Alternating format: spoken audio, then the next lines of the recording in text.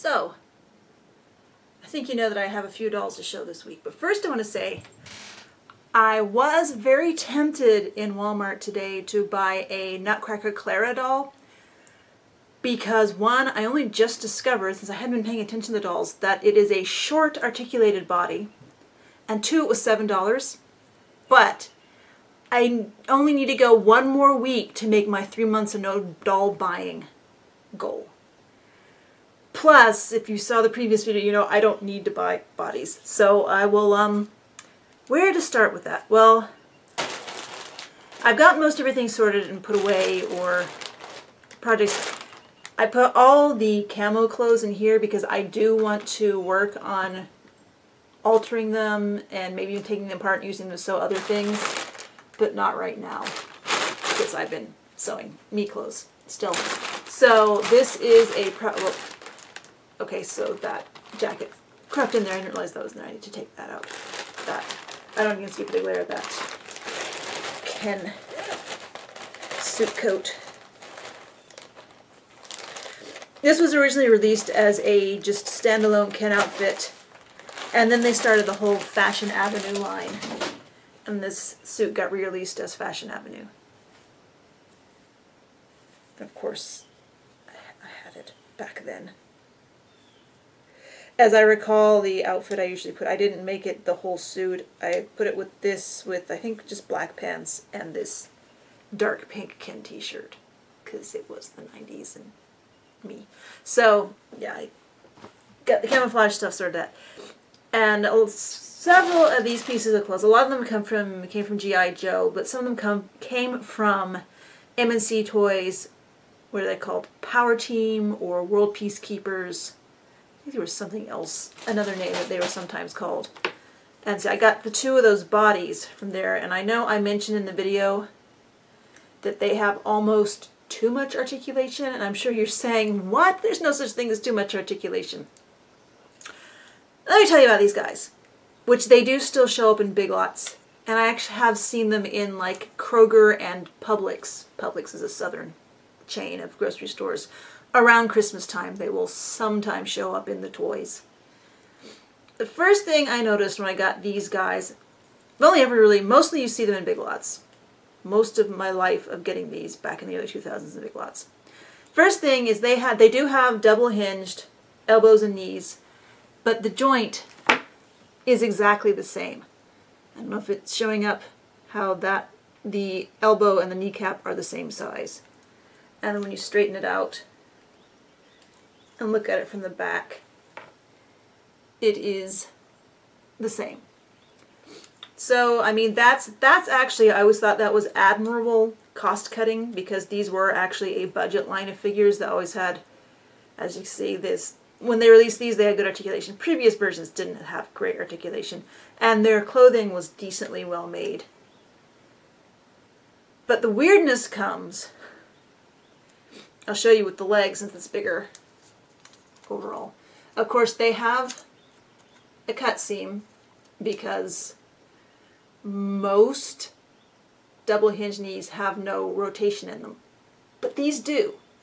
Below the knee there is a pivot, and as you can see, that's kind of weird, but I mean normally it's not, because you know you can bend the leg and then kick it out like that, and because there's only a hinge in the ankle, not a pivot, then you think you can rotate it, but you can't, so you end up with stuff like this. Or, let's see, what's the weird one? This. Also with the arms. So it's just, when you're trying to pose them when they're dressed, sometimes your points of reference get lost. And the joke at the time was you could buy a set that was a medical field doctor kit, military medical kit, and there were like casts and things in it, and they said, well, you can pose them like their leg is broken. I thought it was funny then. It's not bad. It's actually, like I said, for a budget line, it's good articulation. It's just every once in a while you run into this weirdness. For the most part, it's pretty good. So I did not dress him because I wanted to show this off. And the other guy, I guess I already put him away, actually has a pair of hands from another figure. This also did have removable hands.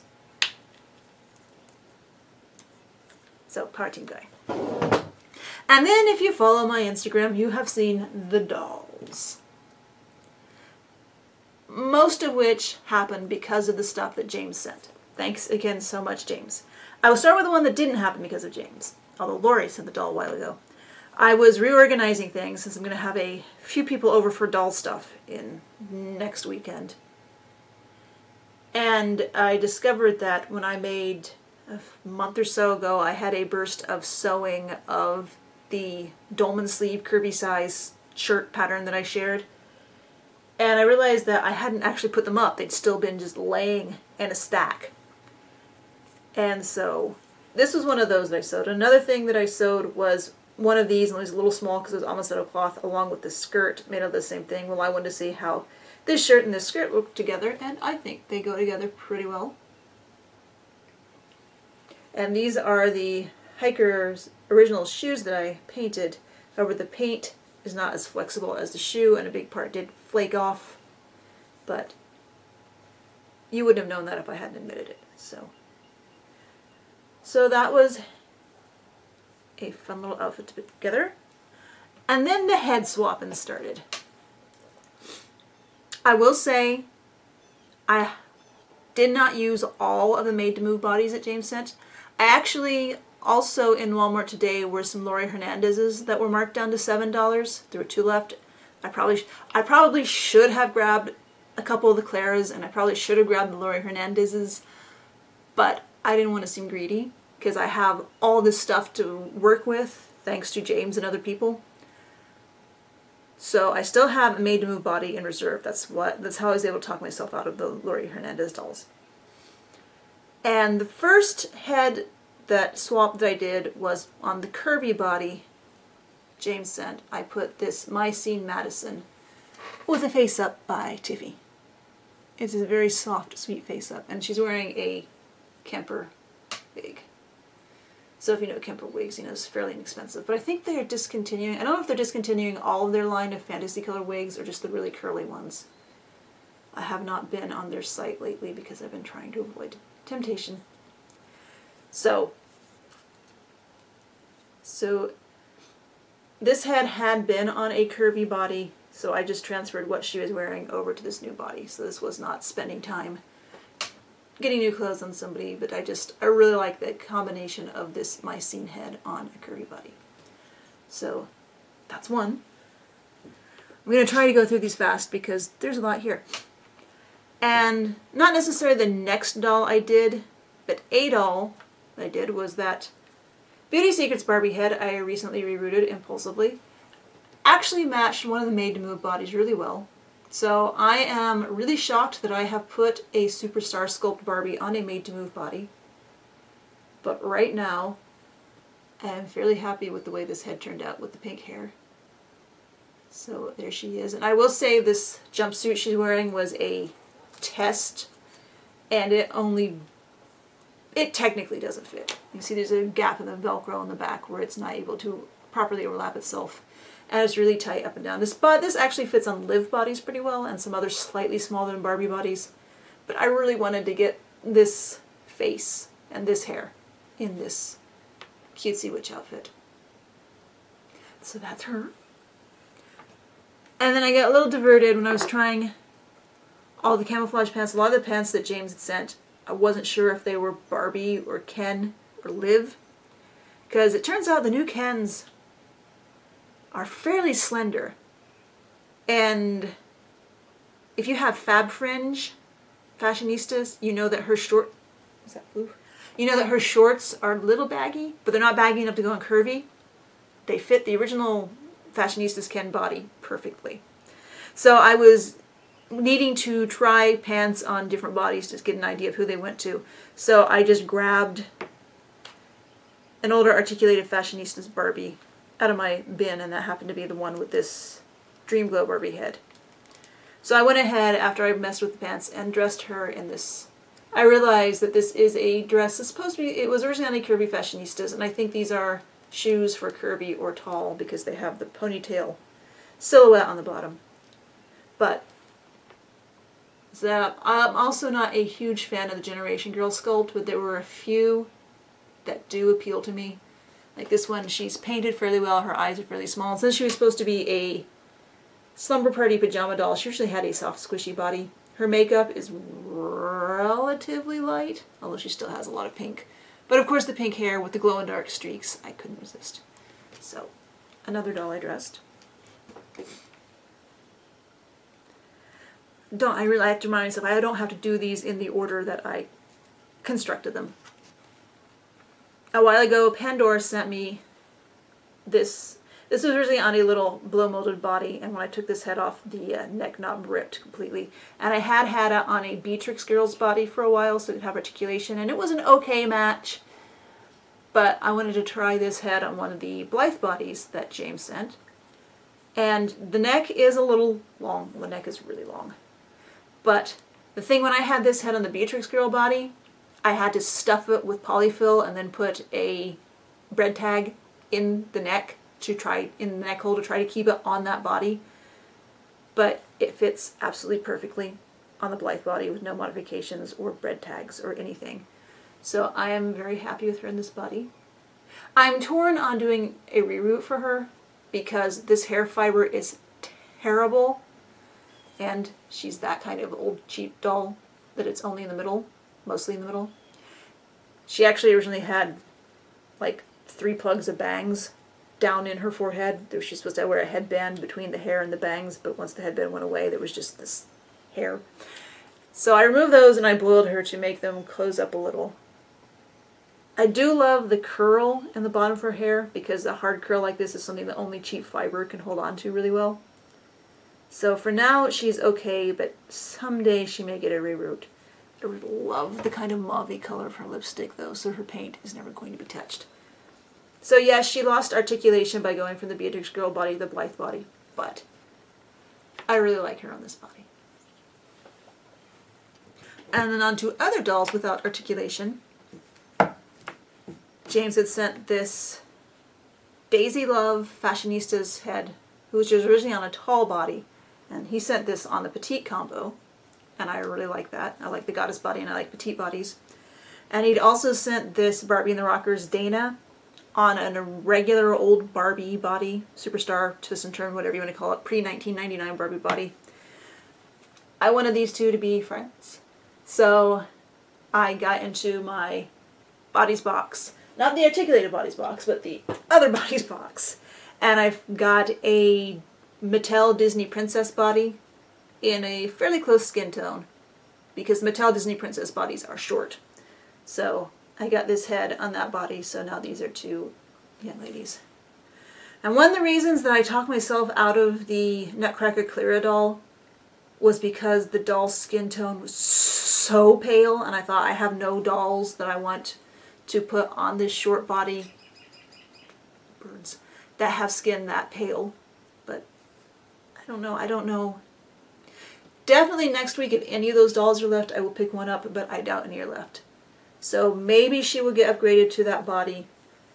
Probably not. Another thing that kept me from buying that doll is because I have plans to experiment with shortening several of those Liv bodies James sent. So she could end up on that too. But I don't mind her on this body, even though it's not articulated. So, and I made these coats in 2007, 6. 2007 or 8. 2007 or 6. A while ago. I made this coats a while ago. And Cosmo Moore made this dress. And I think he might have shared the pattern for it. I will double check. So, when I posted pictures of these two together. Oh, and another note about this one is these tights she's wearing. I actually made for Monster High. And as you can see, they fit the petite. I won't suffer the indignity of letting you see how they fit at the top. These tights actually do fit this body pretty well. So Monster High tights might have a second life for petite dolls, or vice versa. You know what I mean. And I really wanted to get that vintage Repro Christie head onto a body.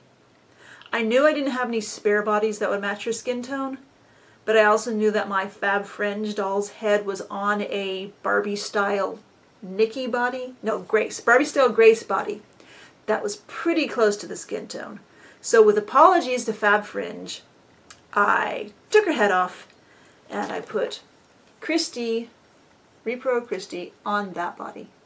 It is not a perfect match, but it's a decent match. Like I said, anytime I don't have to paint a body to get a close match, I'm happy. Of course, this is a style body, so it has ankles. Other than that, from ankles up, it's just like an articulated fashionista's body from 2009. So I may redo her hair eventually, but I do like that it is a short haircut, because Mattel does not do that very often, although I've got it super shedding now. So this body had Fab Fringe's head, but now it has this head. And then another doll that I wanted to get onto one of the Made to Move bodies was the Mattel Brandy head that she used to be called Retrograde Works, now she's called Moth Goggles, but she doesn't take commissions anymore. Did face up on the Brandy, and I asked to make her, hello Floof, not look like Brandy, because I really like this head sculpt, but you know, I'm a little weird about celebrity dolls. So she did this lovely face up years ago, and I got this head onto this Made to Move body. It's a pretty good match, not a great match, but you know, with Mattel you can't be picky. Boofy cat? I think part of what throws me off of thinking it's not a good match also is just the blushing on the face. That makes her much rosier than the body is, so that's a good match. So I had the body that this head had been on, just out with stuff, and it was laying next to Fab Fringe's head. And even though these two are not the same skin tone at all, like this body had Fab Fringe's head. This head had been on this body that Fab Fringe is now using. Again, it's not a fantastic match. And Fab Fringe has glue heads, so she's actually full of cornstarch. So if I move her head too much, I have to wipe all the cornstarch off the top of her neck. But this head matches pretty well. I just think it's amusing. It's like, this body had this head. This body had this head. This head looks pretty decent on that body. These bodies don't match at all. That's just amuses me in the things that we will accept or forgive when we need to get a doll on a body. And then the last body swapping I did was I wanted to get my Playline Integrity Toys Gen A head on one of the Made to Move bodies. Two things. One, Integrity Toys Playline heads are rock solid. They are very, very tough vinyl. So I knew I would have to heat it up a whole lot. I didn't really want to mess with her hairstyle, but it's a simple hairstyle, so I got over it. But I also realized, just test fitting it on a body, that I would have to finally just admit that I needed to open up the inside of her neck with the Dremel. Now, the body that matched her best, when I'd taken off the head that had been on it, I broke the neck. Fortunately, the way it broke was when the neck connector, you know, it has, if you've broken a neck, you know how it is. It has the knob on the loop, and the loop is threaded over a bar that runs from the front to the back of the neck. And the way these break is the loop pulls the bar out, and usually it also breaks off a little bit of plastic from the front of the neck. So I had the bar right there, and I had a little bit of plastic right there. So what I did is harken back to John discovering that getting acetone on hard plastic can be useful. So I dropped that neck peg in the acetone for a few minutes. Then I took it out with pliers, and I put it through the loop on the neck knob, and I popped it back into the Made to Move body neck. I don't know if you can see I popped it so hard I pinched, I don't think you can see, I pinched myself and there's like a 4mm angry red line on my finger from the pinch. And then I took that little bit of plastic that had broken out and I also put that in the acetone for a few minutes. And I took that and a little bit of other acetone goo and cemented the front of the pin, the front of the neck that hadn't broken. So once that cured, I got the Janae head routed out and put on the body. Also had to heat the head up. One result of this is that if you have messed with Made to Move much, you know they don't really look down. Let's see. I will use her as the example because this is the head that actually came on this body. That's about as far down as she can look. They've got good side to side like that, but up and down is not great. However, this head, I think it's since I don't think it's because I changed the angles of things when I put the neck connector back in. I think it's because I routed out the inside of her neck. She, for a fashionista, can actually look down decently far, although now it looks like it's not. Trust me, it's noticeably not. Well, when I lift the head up farther than the neck it does. So the skin tone match is not great because Integrity Toys skin tone like never matches Mattel well. But it's not too horribly noticeable, not too bad. So I'm happy to get this Janae onto this. If I ever want to take this head back off of this body, I'm going to boil it mercilessly, and I probably will still end up breaking the neck peg again, although I hope not. And the only reason I can think of for getting this head off the body is if I want to do a reroute, but since again they are rock solid vinyl, I probably won't do a reroute on this head. Maybe a wig someday, or maybe some yarn hair, but for now, she's good. So that left the body she had been on, which was this hybrid of a Project MC squared from about the waist up and from about the waist down. It was old articulated Fashionistas Barbie. And at first I was going to put the head just back in the body box, but then I wondered, since Project MC squared is slender, if that Repro Vintage Francie head that James sent might work on it. And again, it's not a great match, but it's not bad.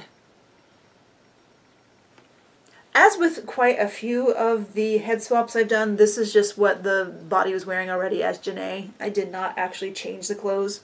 Like I said, that's also her story and her story. It's like the clothes were already there, I just changed the head. So that's why Francie is wearing this. But I am fairly more likely to reroute this Francie head. I already have a Repro Vintage Francie Wild Bunch doll that I got when she was new. It was one of the few dolls I've had for without revolving it away, so I am happy to have this one to play with. I just don't know when I'll get around to playing with it because I'm not sure if I'm in a sewing mood or a doll mood or what. But that was my burst of activity. Hopefully I will have something a little more balanced next week. And as I always say, we'll find out next week. Thanks for watching.